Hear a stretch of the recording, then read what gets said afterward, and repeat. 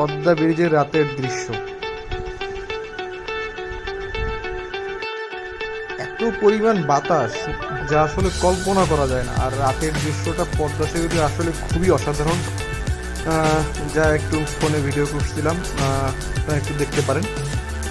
অস্থির একটা ভিডিও এবং পরিবেশটা যা সেই বাতাস এবং সেই এক দৃশ্যপট।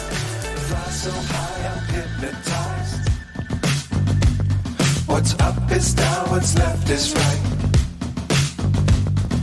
Chasing stars and holding you. I can't see the